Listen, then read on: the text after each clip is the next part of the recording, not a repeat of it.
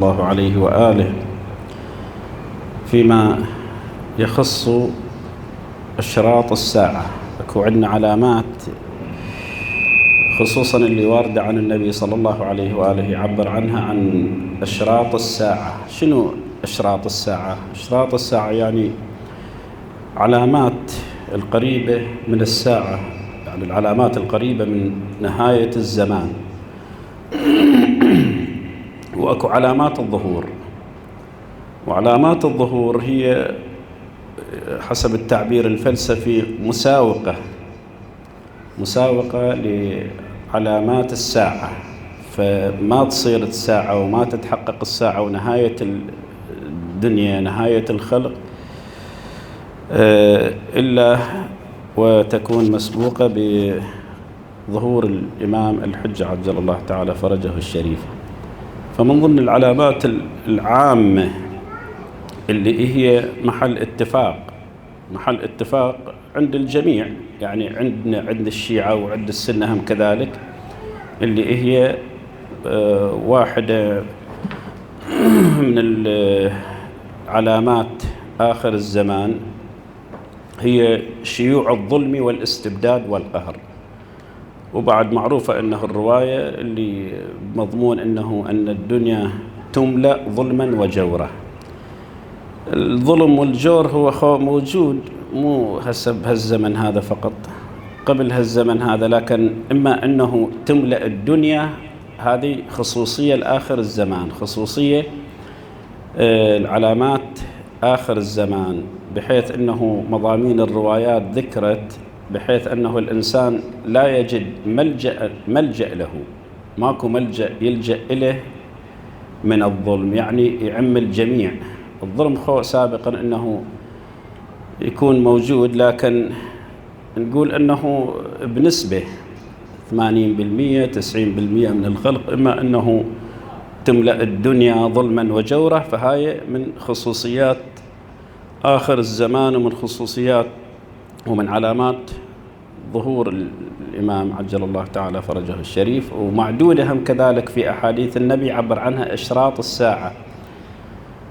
القضية الأخرى اللي هي كذلك من ضمن العلامات اللي تذكر أنه بدأ الإسلام غريبة ويعود غريبة.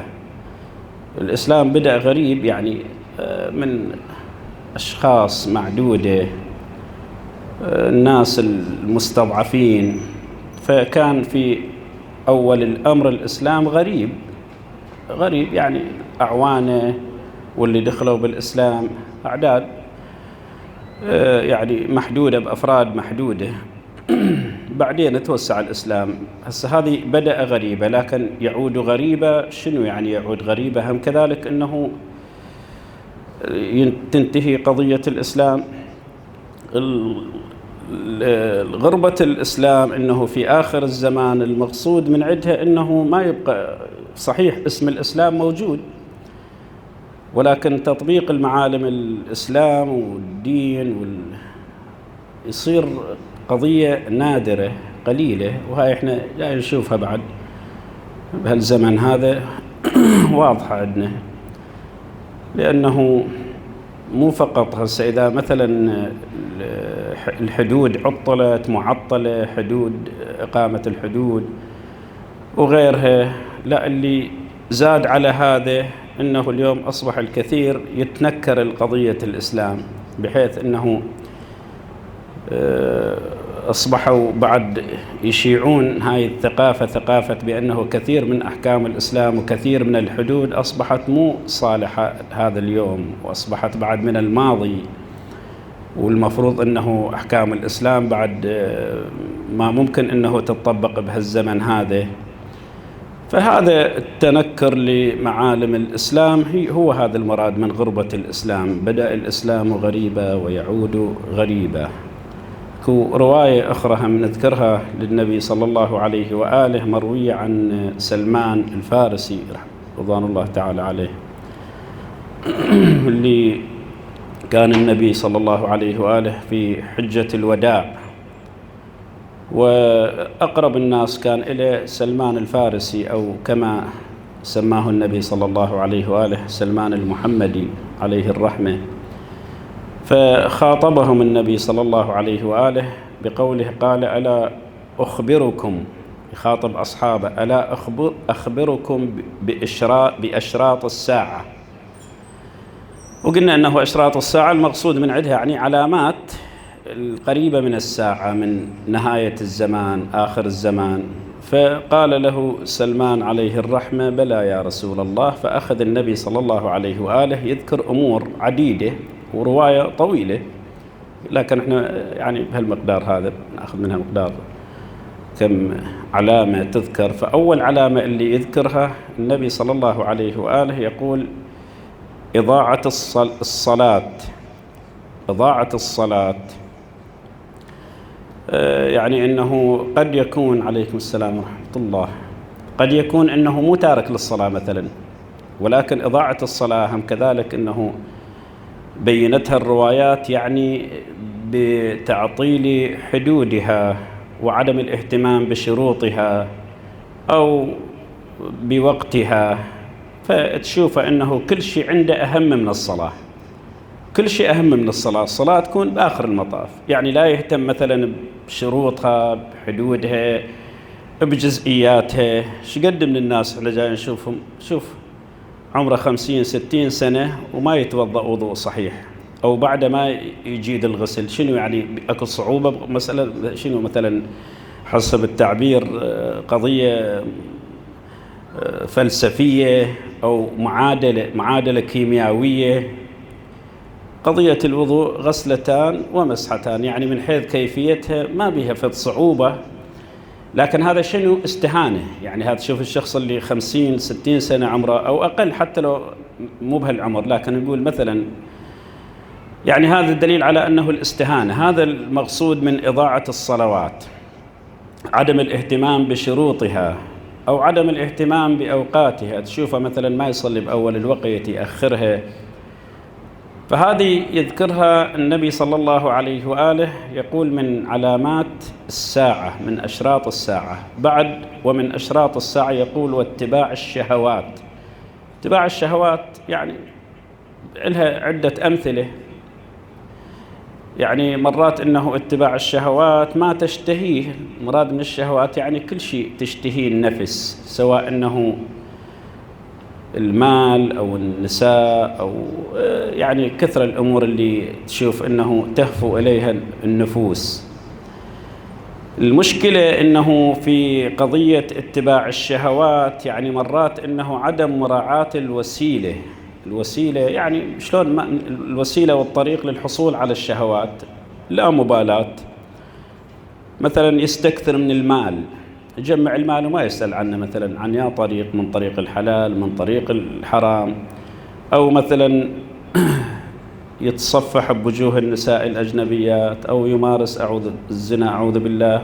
هو هذا بعد مفردات اتباع الشهوات. هذه العلامة الثانية. العلامة الأخرى يقول والميل مع الأهواء. معروف يعني الميل مع الأهواء ويا الأهواء، يعني يكون عبد للهوى. عليكم السلام ورحمة الله سيدنا، حياكم، مساكم الله بالخير. والميل مع الأهواء. الميل مع الأهواء يعني هي هاي من ضمن الأمور هم اللي يتحذر منها الروايات. في كلام للإمام أمير المؤمنين يقول إني أخوف ما أخاف عليكم اثنتان، اتباع الهوى وطول الأمل.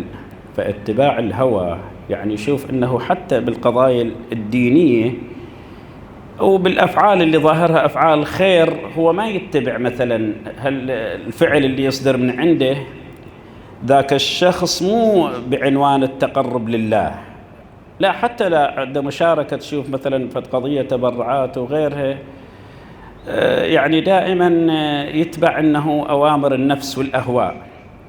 فالمهم أنه هاي العلامة هم كذلك بشكل مختصر من ضمن العلامات اللي يذكرها النبي صلى الله عليه وآله، يقول من أشراط الساعة. بعد يقول وتعظيم أهل المال، تعظيم أصحاب المال.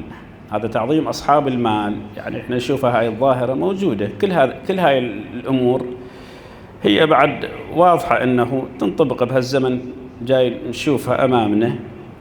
تعظيم أصحاب المال مثلا يعظمون أصحاب الأموال، أصحاب الثروات.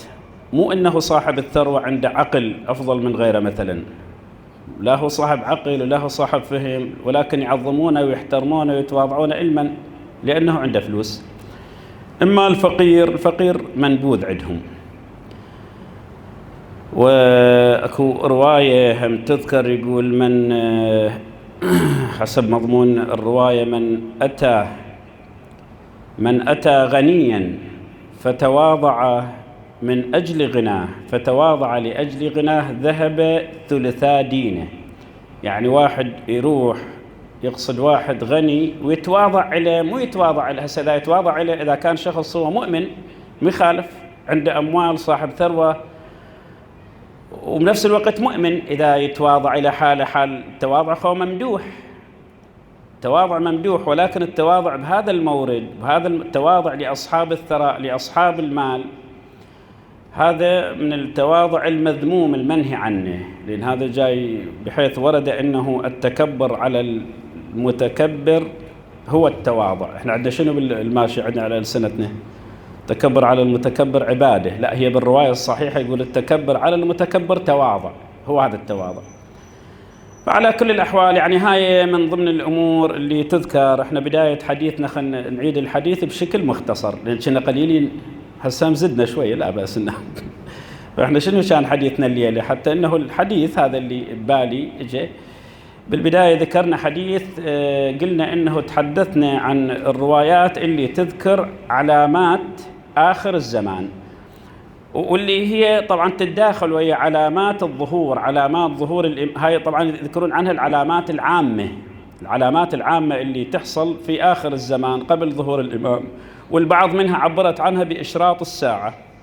قلنا أنه الأولى شنو؟ إن الأرض تملأ ظلما وجورا، شيوع الظلم والاستبداد والجور، بحيث أنه الإنسان